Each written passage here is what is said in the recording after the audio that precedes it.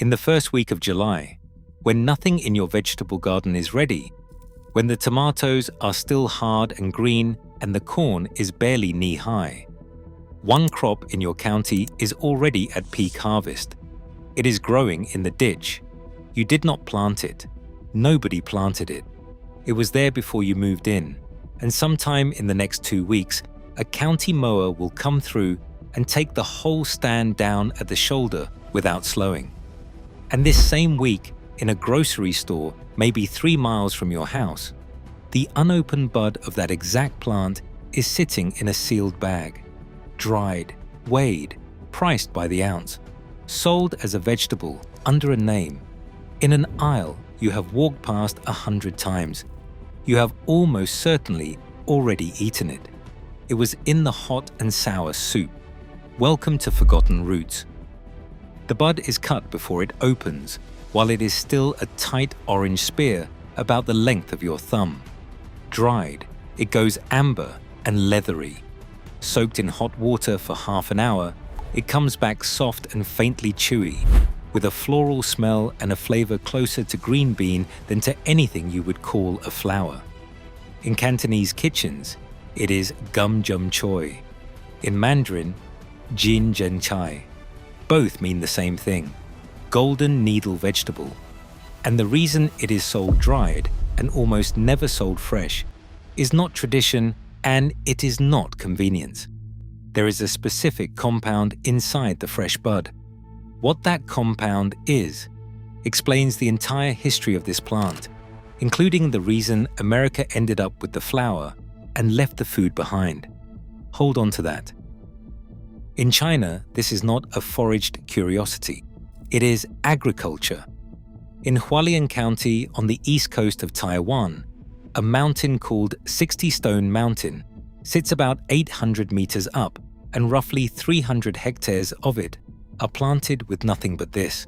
In August, the entire slope turns orange, and the harvest happens by hand before dawn, because the bud has to come off the stalk while it is still shut. The plant carries a second Mandarin name, huang kai, yellow flower vegetable, and a third name, older than both, that has nothing to do with food at all, wang chao, forget sorrow. That name appears in the Book of Songs, the oldest collection of poetry in the Chinese language. A woman in one of those poems wishes she could plant it on the north side of the house so she could stop remembering. 3,000 years of written record, a national vegetable crop, a name that survived into classical poetry, and in the United States, we call it a ditch lily. Now here is where the story turns, because the way it got here explains everything that happened after. Colonists carried it across the Atlantic in the late 1600s, not as food. Nobody brought seed packets and growing instructions. They brought a tough orange flower that survived a boat, survived neglect, and bloomed anyway. And that is the second thing you need to know about this plant, because it is genuinely strange. The common orange daylily is a triploid. It carries 3 sets of chromosomes instead of 2, 33 in total, which makes it sterile.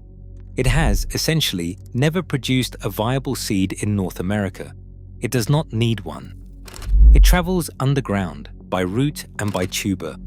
One clump splitting into 2, 2 into 4, a foot of new ground a year, for 300 years. Every orange daylily you have ever seen on an American roadside is a cutting of a cutting of a cutting. From Maine to Oregon, this is not a species spreading. It is one plant, copied since before this country existed. And the old names tell you exactly where it went. Railroad daylily, outhouse lily, washhouse lily, 4th of July lily. Those are not names for a wildflower. Those are names for a plant that follows people and stays behind after they leave. Find a stand of orange daylilies in the middle of a woodlot, and you have almost certainly found where somebody's house used to be. Meanwhile, the horticulture industry did to this genus exactly what it does to everything it touches. The American Daylily Society has been the international registration authority for the genus since 1955. Its database now holds more than 100,000 registered cultivars. Every color a daylily can be made to produce except true blue and pure white. Ruffled edges, eyes, doubles, spiders, tetraploids carrying twice the normal chromosome count. 100,000 name varieties. Not one of them was bred for the bud. And the plant that started all of it, the tough orange one in the ditch, is now formally listed as a species to avoid planting in Delaware, in Maryland, in Virginia, and across much of the mid-Atlantic. Okay, before we go any further, there is one fact in this video that matters more than any recipe, and it has nothing to do with whether you eat this plant. If you have a cat, listen to this part. Every species in this genus is seriously and very often fatally toxic to cats. Not mildly, not an upset stomach. A small amount of any part of the plant, including the pollen, brushed off onto fur and then groomed, can cause acute kidney failure. Vets treat it as an emergency. There is no safe nibble. Dogs are largely fine. Cats are not. That is not a side note. If there are daylilies in your yard and a cat in your house, that is the single most useful thing this video will tell you, and I would rather you remember it than anything else here. Now, back to the compound. Fresh daylily buds contain colchicine. In the body, it converts into a metabolite that irritates the gut, and eating a plate of raw or barely cooked fresh buds can bring on nausea, vomiting, cramping, and diarrhea. Chinese food safety guidance is blunt about it. Do not eat them fresh and raw. But colchicine has two properties that decide this entire story. It is water-soluble, and it is heat-sensitive. Sun-drying removes most of it, along with the moisture. Blanching in boiling water and then soaking in clean water removes the rest, which is why the bag in the store is dried, and why every traditional recipe starts with rinse, soak, drain, discard the water. And there it is. The food required a step. The flower did not. A vegetable you have to know how to handle does not survive a transatlantic crossing in the hands of people who are not asking. It does not survive a nursery catalogue. It does not survive a garden centre tag.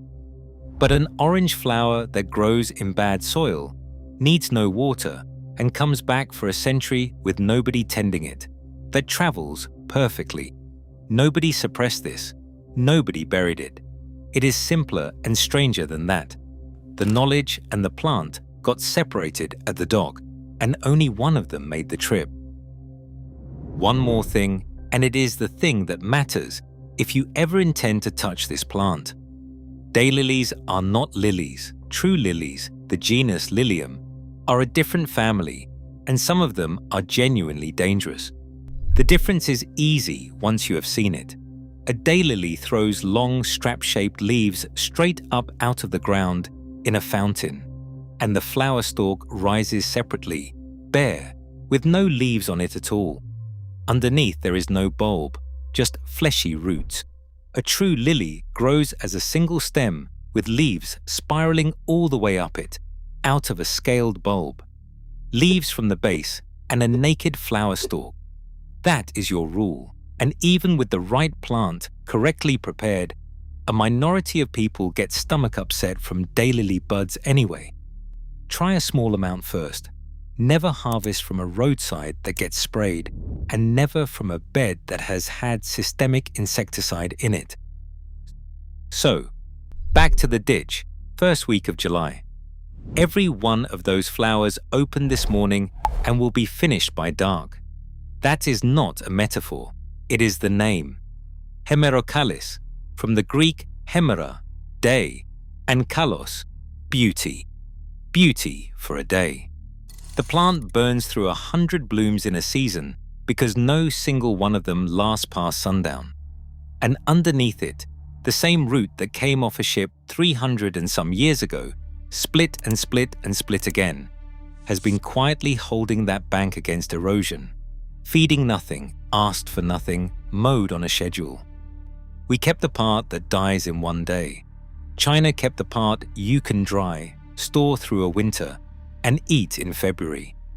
And of all the names that plant has carried across 3,000 years, the one that lasted longest was never golden needle, and it was never ditch lily.